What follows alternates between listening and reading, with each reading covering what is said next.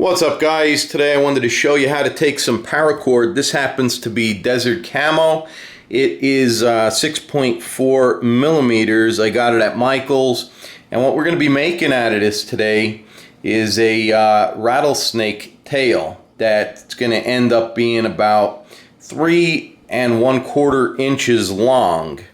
And you're going to have to go from the end of the paracord, measure it out to 32 inches. I'm just using a bread tie. Took a piece of wood, drove a nail in on an angle, so then we can hoop the end part, and this part over here is what's going to be braided, and I'll show you how to do that in a second. So what I like to do is I use my 4 fingers, and I'll take the paracord, lay it across, and then I will loop it around like so. Okay, so for demonstration purposes that you can actually see what's going on here, I want to make this a little bit bigger, and then we'll show what it looks like later. But so you know what's going on, after you wrap it around your fingers or measure 3 1/4 inches down, what you're going to do is you're going to take this end piece here. You're going to slide it under that piece like so. Now this is your marker up here, and you can see, let me adjust this, you can see that hoop.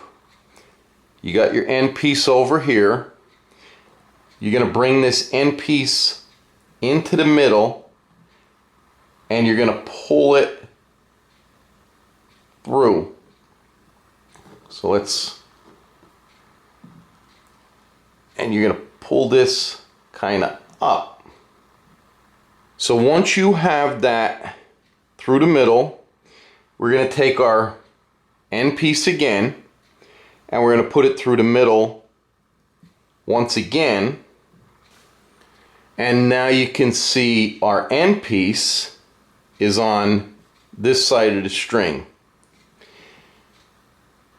You're going to tighten this knot up like so, but it's going to be a lot tighter. I'm just doing this again for demonstration. Then you're going to take this piece and you're going to go back down through the middle, and you're going to feed it under this side. So now you can see you have 2 hoops there, and we're going to repeat that by taking the end piece, putting it through the middle, and we're going to come through this side over here. And you're going to continue downward. Now I tightened that up a little, it should be a lot tighter. But once you get here, what you're going to want to do is take your little jig, and then you're going to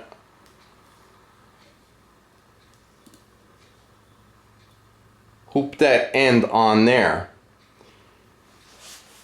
And then you're going to continue working that string back and forth till we get to the end here. Okay, so you can see here we got it all nice and tight. We're on our jig, and like I said before, all you're doing is we're on this side of the string, so we'll loop this down, and then we're going to come up on the other side. So you can see that's going down, and all we're doing is pulling that. And then we take the end again, and we push it down through that center again. And we pull it to the opposite side.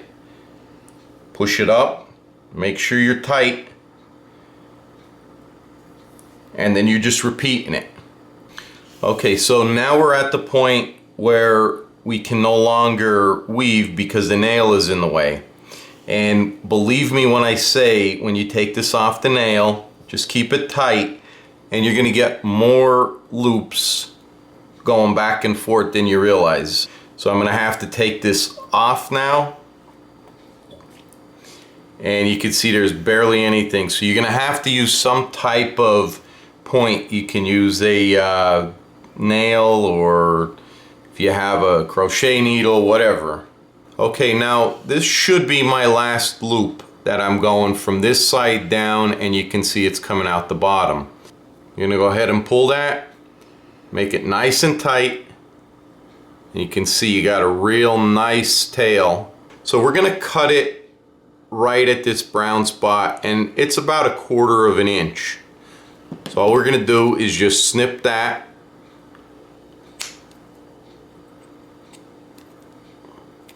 Like so. And then we're just gonna go ahead and burn that.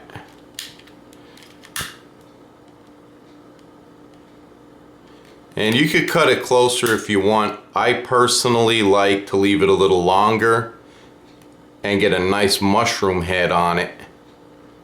Burn that down, and then all I do is take and cinch that in like so. So now that's secure.